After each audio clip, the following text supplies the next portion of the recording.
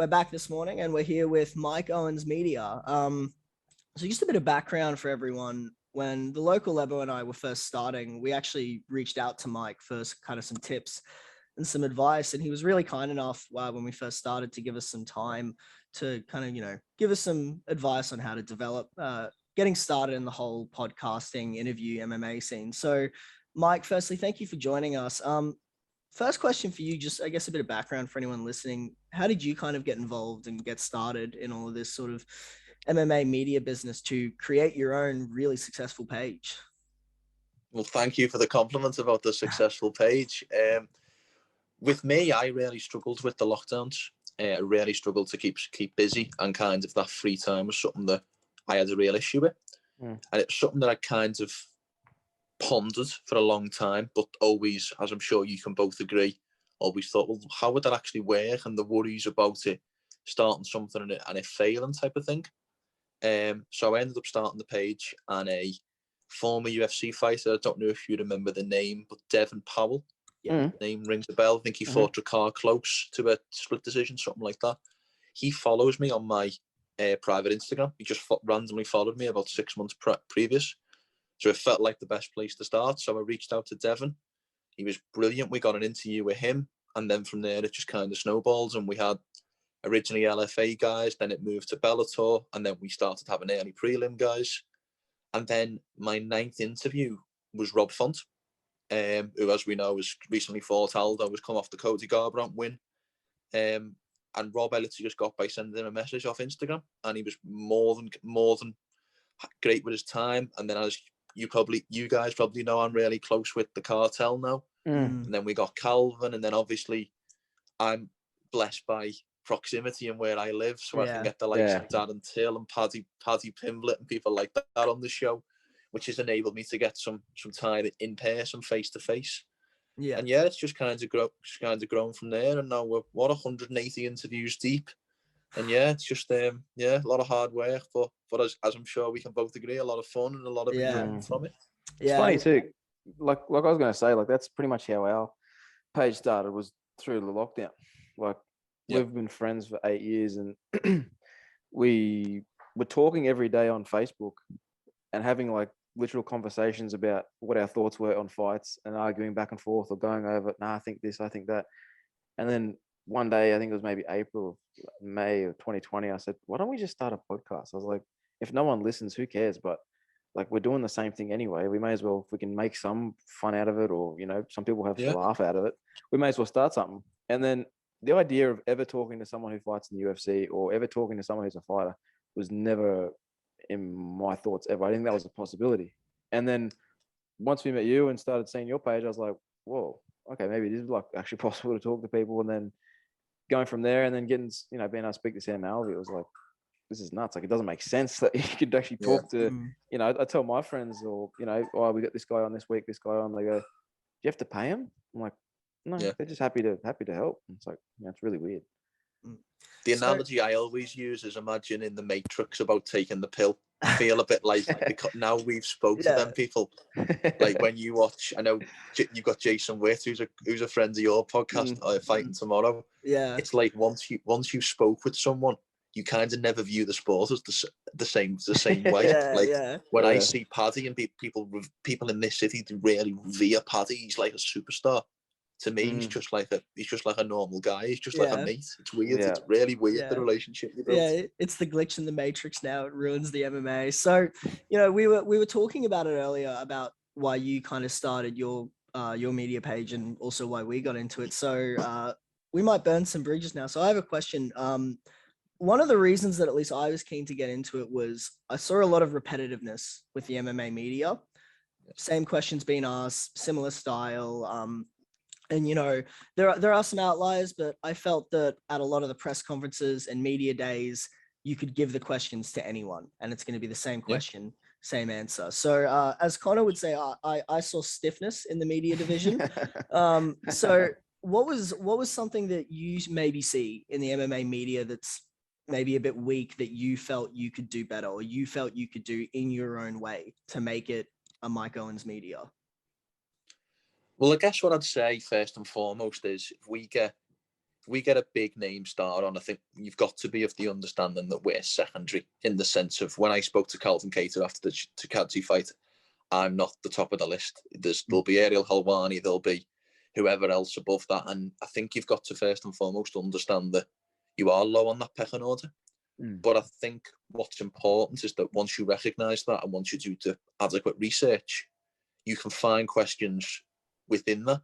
So, for example, one of the questions I asked Calvin after he beat Chikadze, I don't know if you saw the James Lynch interview where he had the mug with the middle finger to James because James was picked against him. You can use some of the material from other journalists to use into your own. Now, that sounds almost like plagiarism, but it's not. It's picking up on trends in the same way that, for example, everyone loves to talk about Jake Paul because he's trendy and all MMA media love that. So I guess the issue that I see with MMA media is obviously the blessing that we have is that we're not affected by viewership, we're not affected by ratings, so we can ask whatever we want because it's what we want to know. And ultimately the gig that we're in is as much as building subscribers and building followers, it's also about asking questions that we want to know the answers to. And I guess it's important to remember that, but at the same time, I think what you're alluding to is there is a lot of, celebrity media and asking the questions that will get the clicks, and that's one of the problems. The last press conference with Gannon and Ngannou, I don't know about you guys, but I thought it was terrible. Some of the questions that were asked which were childish, really, really childish. Yeah, it felt like they were, at least for me, it felt like they were trying to create this narrative of two former teammates now hate each other, as opposed to two former teammates are just going to fight, and they happen to be former teammates. So no, and that's really interesting what you said, because I think what you were saying about how we don't have to worry about being cancelled and all these sort of things is this is why I think Ariel's had the best 6 months to a year of his career in MMA media this last year, is because he went more solo, and now he's kind of asking those harder hitting questions, and he's kind of really getting deep into some of the the more bigger topics in MMA, like fighter pay and all of that. So obviously at the end of the day, you come back to being a fan of the sport. You obviously love the sport, you love some good fights, and we've got some pretty good fights coming up on the next pay-per-view card. So just kind of wanted to get your thoughts on UFC 271, and just kind of, what are your thoughts on the card? Are there any fights there that you're seeing as sleepers? And other than the main event, is there a fight that you're just very hyped to see? I'm very interested in the co-main between Brunson and Cannonier, because obviously that has major implications. But I guess if you're asking about a fight that I think is going under the radar, I think Alexander Hernandez and Renato Moicano is a fantastic matchup. Yeah. And I feel like both of them guys have had real highs in the UFC and have had real lows in the UFC. And I think it's I don't want to say it's the last chance saloon in the sense of loser goes home, but it almost feels like whoever loses here, that would be a step down in terms of competition that they've lost to, and who are both quality guys, have both got fantastic names on their wins on their records. Hernandez has knocked out Dariush in the first round, who's fighting in a title eliminator. You've got Renato Moicano, who's got wins over the likes of Calvin Cater and some others. That feels like, to me, and also the style matchup, because Moicano will oblige Hernandez on the feet for as long as it lasts there. So that's the fight that I look at, and I think that could steal the show, especially since it's on the early prelims, which is a little bit crazy to me. And it's always, the prelims usually are always when the prelims kind of fly under the radar, they're usually the best. I think the last pay-per-view, UFC 270's prelims were amazing, but it's good what you're saying, because it is almost a career trajectory fight with Moicano and Hernandez, because not that, whoever loses the fight, not that they can't get some wins, they can't climb back up there, but it's going to be indicative of at least the next few years of their career. If Moicano gets a win, we can be like, okay, like he's had some losses, he's had some rises, but he can still climb up there. If Hernandez loses, it's kind of like, well, he lost to Cowboy, okay, early on his career, younger, whatever, loses to Moicano now. You got to start thinking about where he goes with his career. So no, I think you're right. It's a really interesting fight. Now one fight I do want to ask you about is, seems as your dad's not from Australia, but spent some time in Australia, which I didn't know, which I think is pretty cool. How many years was he here for? Do you know? I think 18 months time. Oh, nice. He's about my age, so about 20, just under 20 when he went, and then about 22 when he came home. It's a nice area where he was too. But I was going to ask you, what are your thoughts on Tuivasa and Lewis? Because that fight, I think, is. I mean, if Tuivasa wins that fight, he kind of gets projectile to 3, I guess. Because I mean, Lewis is at 3 at the moment, so it's a massive in terms of rankings. You got 3 versus 11. You know what I mean? Yeah. So 2 massive knockout artists, 2 fun guys. It's actually, I think, one of my fights of the year so far, potential fights of the year. So what are your thoughts on Lewis and Tuivasa? And Tuivasa as a whole, I think Tuivasa is fantastic for the sport. You know, being from Australia and a bit rough around the edges. I think he's fantastic. Well, Tuivasa coming to the UFC, and correct me if I'm wrong, was a little bit of a novelty act in the sense of like he's good and he's fun, but he was the ex rugby player who can throw hard at the time. Yeah.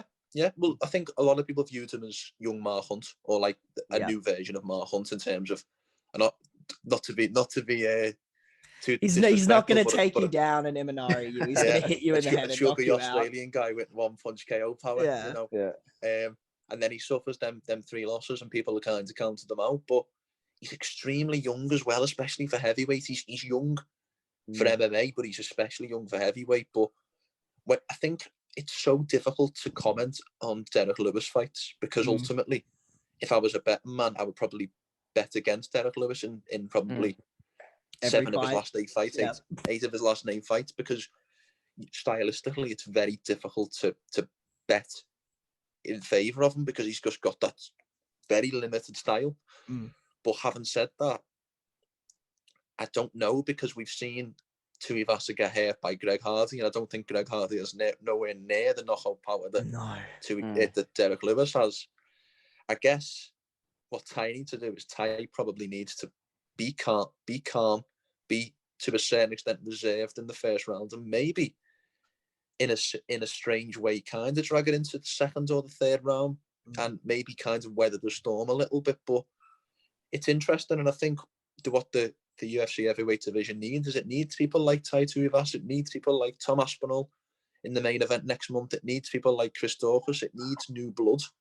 And I think it's nice to see that people have kind of changed their minds on Tuivasa, and I hope that I wish the best for him, because as you say, he's a great personality, he seems like a great guy, and they're the people like Tuivasa, and to a certain extent Derek Lewis, are reasons why we watch MMA. You know. Yeah, there's always like the beauty of the art watching the high level fighters like Demetrius Johnson or George St. Pierre or Anderson Silva, but there's also the times you just want to watch a fight. Like you just want to watch Derek Lewis versus Francis Ngannou, but in a reality where that fight wasn't terrible. But so talking about high level fighters then, and it would be criminal if I didn't touch on this. We've obviously got the rematch of Israel Adesanya and Robert Whittaker. Now, for me, quickly, there's so many ways I view that fight. I almost want to do a 1-hour video on that alone. But for me, just quickly, I do have to support Bobby Knuckles winning. I think he's put in some real work the last year and a half. Last 2 years. I don't buy into the idea that there's this game plan set. This is how you beat Izzy. You just take him down, and it's that easy. But I do see Whittaker edging out a real hard fought decision. So I'm just curious to see what you think about that fight. Well, first and foremost, this is a theory that I have that I tested with Eric Nixon, but I have a theory that when there's a very one-sided fight, and there's a relatively quick turnaround for a rematch, the person who's lost the first fight, in this instance Whittaker, he has a good idea of what he needs to not do and what he needs to do in the next fight.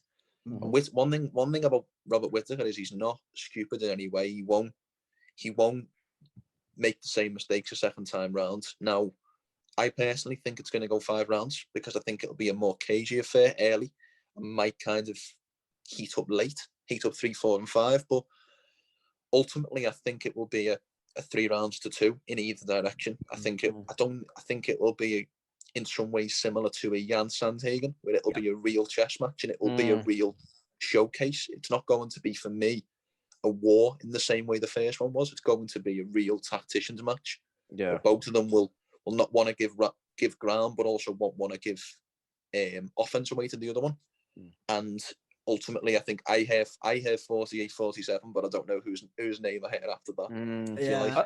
I think you're right. I think it could be like really close. I think for casual fans, they're not going to probably enjoy it as much because I think it's going to be they see the names and they think it's going to be this, in their mind, an entertaining fight. Whereas for guys like us, a chess match is really entertaining watching two guys trying to, pick each other's weaknesses. But I agree. I think it's going to be a 48-47. I don't know who, and I think it goes the full distance. I think both of them know what each other possesses, and Whittaker's improved so much since their last fight.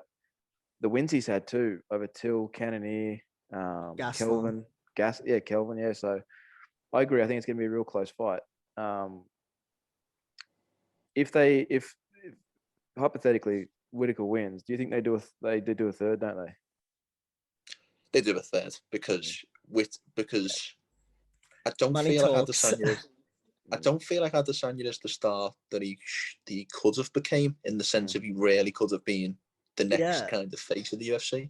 It's so interesting you say that, because we were talking about that the other day. I didn't mean to cut you off there, sorry, but we were saying this the other day. If you want to continue your point that he's not the star that he should be or should have been. If you want to continue, sorry. It just feels like I can't put my finger on it. Maybe it's just kind of Adesanya to me is prepared to trash talk when someone provokes him, but he doesn't really go on the offensive. And there just seems to be, I can't quite put my finger on it, but there's just something missing. Which is why he isn't this transcendent star, because there's enough highlight reel knockouts there. There's enough trash talk. There's enough, flamboyance in the cage. Yeah. Do you think maybe it's because he's in an era of dominant champions? So like when, as an example, part of the reason when Conor came up, and part of the reason, at least, why Conor was so big and so exciting, was at the time there was nothing like it. There was no one coming out being like, I'm going to knock this dude out 2 minutes into the first round and spark it.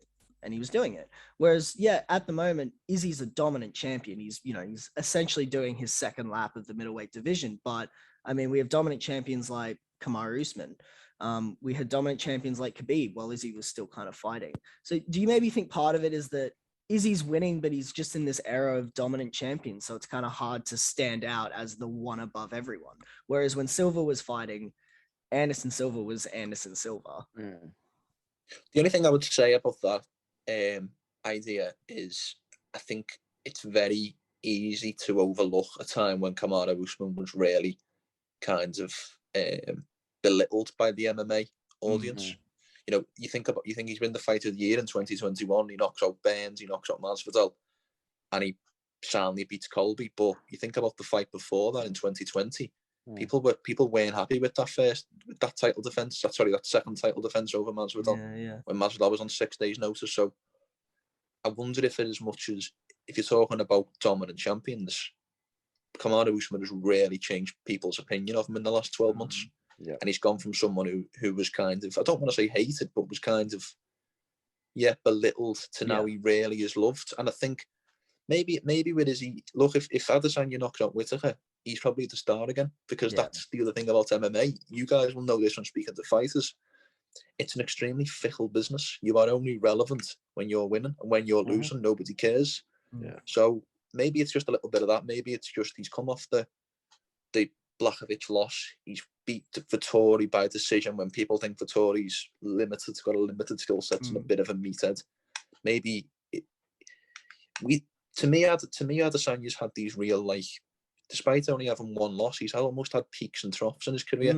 I think the Yoel fight was really damaging, I think, to his career. I think people were expecting him to put on a masterclass, and obviously it didn't go that way. There's lots of reasons. Yoel's a monster. He's a terrifying human being, and he's also really good. But I agree with you. The peaks and troughs in his career, I think, has maybe stunted it. I don't want to say stopped, but maybe stunted it a little bit. Yeah. You think about. Sorry, go on. No, I was just going to say, well, that makes sense, because if you look at McGregor's rise, McGregor never had a fight where coming up where it was, that was a bit of a boring fight. It was, each fight was dominant finished him. It was until he got to the title, and even his title shot was 13 seconds. You know what I mean? Yeah. So I think that's really true, bro. Like what you said, he's had some fights where dominance, Paulo Costa, complete shutout, like wasn't even close, and then fights Yoel, who lost to Costa, and it's a bit more of a tentative fight, stand back, not as entertaining, but still good, but just not as entertaining. If you want to finish your point, though, that's what I was going to say. No, I was just going to say, if you actually plot it on a map, you've got in the run to the title, you've got the knockout over Brunson, which now looks just fantastic. You've got the kind of showcase fight against Silva, which was impressive, but was also, people were saying, should he maybe have finished the 40-odd-year-old Silva? You've then got the war against Gastelum, which everybody loves, but then people are then doubting Adesanya's ability against the Gastelum, and then you've got the knockout win over Whittaker, and everyone thinks he's the best thing since sliced bread. You've then got the defense over Romero, which then everybody is back on his back again, and then you've got the knockout over Costa, where everyone believes he's the next big thing. So I think if you even look at his career, you can see them ups and downs, and it's not like he's had 2 ups and then 2 downs. It's literally up, down, up, down, up, down. Yeah. And now he's had a couple of downs with Blachowicz and Vettori back to back. So maybe it's just one of them where time and this time in a fortnight, if we call it up, it is for Adesanya number 1 pound for pound. It's just the way it works. Yeah, it's a crazy sport. It's it's in a week, as you say, Israel Adesanya could be on every brand in Tesco's, and then a week after he's not on every brand in Tesco's. But well, Mike, you've given us a lot of your time this morning, so thank you. But before you leave, we just want to say 2 things. Firstly, if you have any interviews coming up that you want to shout out, we'll happily blast that out for you here. But also, is there anything you want to say to the fans that you have that have been supporting your journey as you go through and develop your media page in mixed martial arts? Well, it means the world. It really does. I think you guys can both agree, you start a project like this and the ultimate worry is it doesn't work out. And you start a couple of months and you feel like a bit of a fool. So things have went from strength to strength. I was only looking at my last 6 weeks. I've had the likes of Kayla Harrison, Dan Hardy, Kevin Lee, Eric Nixon, Ricky Simone, Rafael Lovato. It's just been amazing. And I think once again, you guys would both agree that it's an honor and it's a pleasure to speak to these guys and to try and get some knowledge out of them. And yeah, what I'd just like to return the favour is I'd like to thank you both for the invite, and I want to see more work out of you two. I want to see you grow your page as much as you can in this year and take it to new heights. So, and yeah, any support that you require, just give me a shout and I'll help you out as best I can. We appreciate that, bro. Well, thank you very much, mate. Everyone, Mike Owens Media, thank you very much for joining us, Mike. Pleasure's all mine.